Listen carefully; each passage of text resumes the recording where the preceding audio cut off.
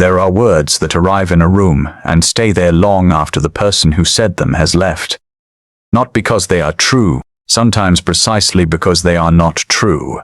Because the person who received them spent years carrying the weight of disproving them, and that weight, that specific resistance, shaped everything that came after. What Jacques Renard said to Johnny Hallyday on a Wednesday afternoon in October 1960 in an office on the Avenue Kléber in Paris was exactly this kind of word. And Jacques Renard, who was a careful and intelligent man in most respects, made one significant miscalculation. He said it to the wrong person. Paris, October 1960. The offices of Philips Records on the Avenue Kléber in the 16th arrondissement occupied the second floor of a Haussmann building whose architecture communicated permanence and seriousness with the quiet authority of stone that has been in the same place for a long time and expects to remain so. The carpeted corridor leading to Jacques Renard's office had framed gold records on the walls, 4 of them representing the 4 artists he had signed who had become significant, arranged with the deliberate spacing of a man who knows exactly what he has achieved and has thought carefully about how to display it. The office itself was large and ordered. A wide mahogany desk, leather chairs, tall windows overlooking the avenue with its chestnut trees beginning to turn in the October light. A record player on a side table that was used exclusively for evaluation purposes and made this fact known through its positioning. Jacques Renard was 52 years old, a large man, not heavy but substantial, with silver hair combed back precisely with something that smelled expensive and English. Dark charcoal suit with a faint chalk stripe, a deep burgundy tie in a Windsor knot, black Oxford shoes with a mirror polish. The appearance of a man for whom professional authority was not performed but inhabited, something he had grown into over 20 years until it fit him the way a second skin fits. He had agreed to 15 minutes. His assistant had noted this when she showed the visitor in. The visitor was 17 years old. He came through the door of the Philips Records office on the Avenue Kléber on a Wednesday afternoon in October 1960 wearing a charcoal grey herringbone tweed jacket that was slightly too large at the shoulders, a white cotton shirt buttoned to the collar with no tie, dark navy trousers with a sharp crease, black leather shoes polished with the thorough application of someone who had spent real time this morning on this specific task. His hair was dark brown and carefully combed with a slight wave at the front. The hair of someone who had stood at a mirror for longer than usual because this afternoon mattered. He was lean and slightly too tall for his clothes in the way that boys are at 17 when their frame has arrived ahead of their wardrobe.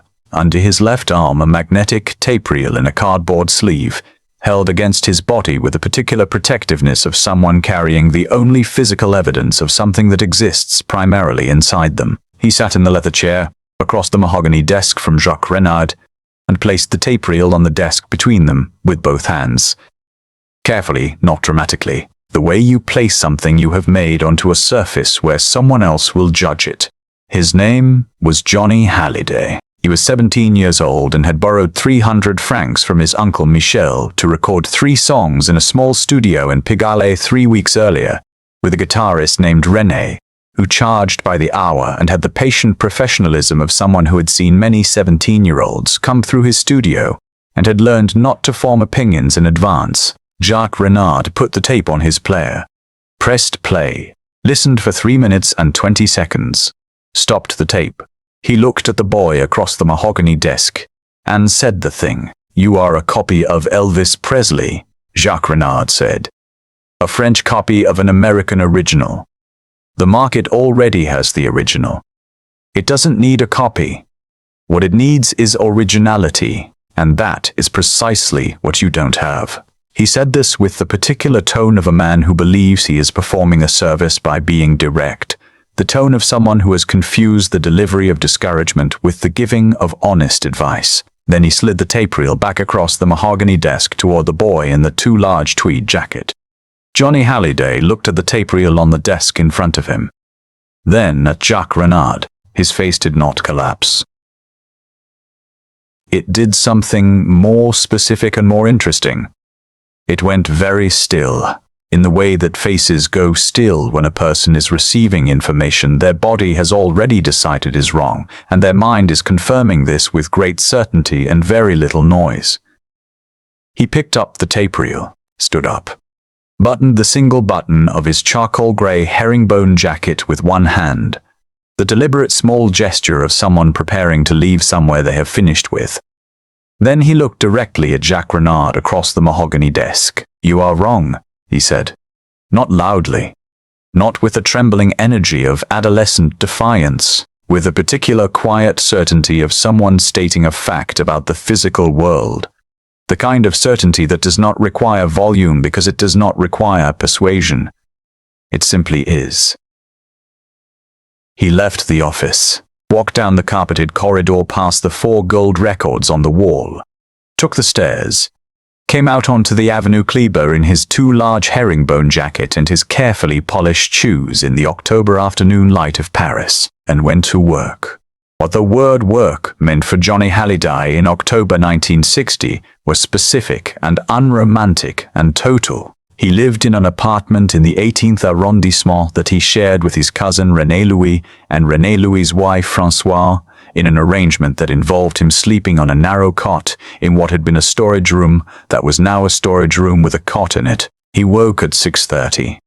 Worked his voice for 90 minutes before the neighbors became an issue, which meant he stopped at 8. He spent 2 hours learning guitar from a man named Henri Bertrand who lived 3 floors below and who was a former jazz musician with opinions about technique that he delivered with the patient relentlessness of someone who has been doing something right for 40 years and cannot understand why others resist learning how. Henri charged for his lessons in the form of help moving equipment to and from his weekend jazz gigs, which meant Johnny Halliday spent Friday and Saturday evenings moving amplifiers and speaker cabinets in a van that Henri drove with the aggressive confidence of a man who had been driving in Paris since before the current road markings existed. He listened.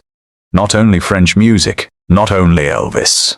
He listened to everything that had electricity in it. Chuck Berry's guitar, Little Richard's piano, Fats Domino's rolling left hand, Ray Charles's voice doing things between the notes that the notes alone could not do, Buddy Holly's hiccup, Eddie Cochran's attitude, the Everly Brothers' harmonies that sounded like one voice that had been split in two by something painful and was trying to find its way back together. He listened with a specific kind of attention, not the attention of someone learning to imitate, but the attention of someone trying to understand a principle. What was the thing beneath all these different sounds? What was the thing that made each of them electric in their own way? It was not the sound itself. It was the permission. The permission to be physically present in music. The permission to let the body and the voice be the same thing. The permission to be entirely serious about something joyful. To not hide the joy under sophistication. To not excuse the seriousness with irony. This permission did not belong to Elvis Presley. Elvis had found it in gospel and rhythm and blues and country music and a specific street in Memphis in the mid-1950s. But the permission itself was older and wider and belonged to no nationality and no individual and no decade. It belonged to whoever had the courage to claim it.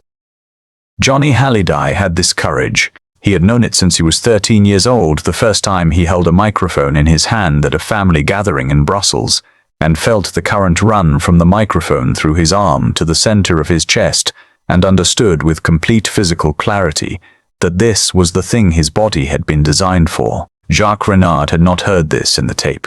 He had heard the surface, the influence, the American cadences, the rock and roll energy. He had not heard what was underneath the surface, which was a 17-year-old boy in Paris finding his own way toward a permission that nobody had given him, and nobody could take away. 3 weeks after the Wednesday afternoon on the Avenue Kleber, Johnny Halliday walked into a cafe in the 18th arrondissement called Le Balto on the Rue Le Pic.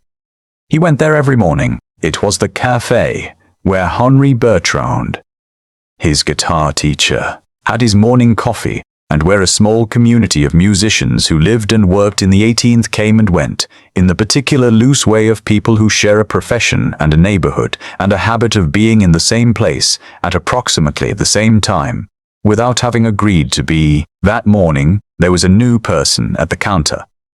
He was a large man, American, with thick-framed glasses and gray hair cut short under a worn olive-green canvas hat with a broken brim. He wore a faded red and blue flannel shirt over a white thermal undershirt, brown corduroy trousers, and battered tan leather work boots. He was in his late 40s and had the particular quality of Americans who have been in Paris long enough to have stopped being American in Paris and started simply being in Paris present without performance, at ease without effort. His name was Lee Halloran. He was a guitarist, session work, some touring, a history that included Nashville in the early 50s and Chicago in the late 50s and Paris since 1957 for reasons that changed depending on who was asking. He played with an economy and precision that came from having spent 20 years in studios where you had exactly one take to be exactly right, and had learned to put everything necessary into the notes you chose, and nothing extraneous into the notes you didn't. He was talking to Henri Bertrand when Johnny Hallyday came in. Henri introduced them. Lee Halloran shook the boy's hand with the brief evaluating handshake of a professional musician who forms preliminary opinions through palms and fingers. He looked at the guitar case on Johnny's back, asked him to play something. Johnny played at the cafe counter on the Rue Lepic, standing up, the Yamaha acoustic he had bought second-hand for 80 francs. He played for 4 minutes without stopping, moving through 3 songs without pauses, connected, following where each one led into the next. Lee Halloran listened without changing his expression. Then he picked up his coffee. Finished it. "You're not doing Elvis," he said. "You're doing something that uses Elvis as a doorway. There's a difference. The question is whether you know what's on the other side of the doorway." Johnny looked at him. "Do you know?" he said. Lee Halloran set his cup down. "Not yet," he said, "but I think we can find out." They worked together for 5 months. Not lessons in the formal sense. Sessions. Lee Halloran would arrive at Henri Bertrand's apartment 3 evenings a week with his electric guitar in a worn brown case and a specific idea about something. Not how to play like this person or that person. How to find the note that was true rather than the note that was expected. How to leave space in a phrase so that what you didn't play said as much as what you did. How to let a lyric breathe at the moment it needed to breathe rather than the moment the tempo suggested. How to find in your own voice the specific thing that no other voice could do and then do only that thing, without apology and without excess. He asked Johnny once in February 1961 what he wanted to say, not what music he wanted to make. What he wanted to say. Johnny thought about it for a long time. Longer than Lee expected, which was itself an answer of a kind. Then he said, "I want to say that being completely alive is not embarrassing. That you don't have to be sorry for it." Lee Halloran nodded. "That's it," he said. "Everything else is how." In March 1961, Johnny Hallyday recorded Souvenirs for Vogue Records. Jacques Renard heard it on the radio in his car on a Tuesday morning in April 1961. He was driving to the office on the Avenue Kleber. He pulled over and sat with the engine running and listened to the song finish. Then he sat for another 2 minutes in the parked car on the avenue with his hands on the steering wheel. What he heard was not Elvis Presley. What he heard was something he had no existing category for in October 1960, because it had not existed yet in October 1960. A French voice doing something that was not French in the traditional sense and not American in any simple sense, something that had taken the permission from American rock and roll and filled it entirely with a specific French life and a specific French restlessness and a specific French way of being entirely and unapologetically alive. Not a copy, an original. He drove to the office, sat at his mahogany desk, looked at the 4 gold records on the wall of the corridor outside. He did not call Johnny Hallyday. He had no standing to call. He had 15 minutes allocated and used 12, and delivered a verdict, and the verdict had been wrong, and there was no graceful way to revisit that. He did something else instead. He put the tape reel that was still in his desk drawer. He had kept it without fully understanding why, since that Wednesday afternoon 6 months earlier. He put it on his record player. Pressed play. Listened to the 3 minutes and 20 seconds he had listened to in October. And heard it this time. The thing beneath the surface. The permission. The particular 17-year-old claiming it from beneath a too large herringbone tweed jacket with shoes polished with application and 300 borrowed francs of studio time. He had heard the influence, yet not heard what the influence was in service of. He turned off the player, opened his desk drawer, put the tape reel back, closed the drawer.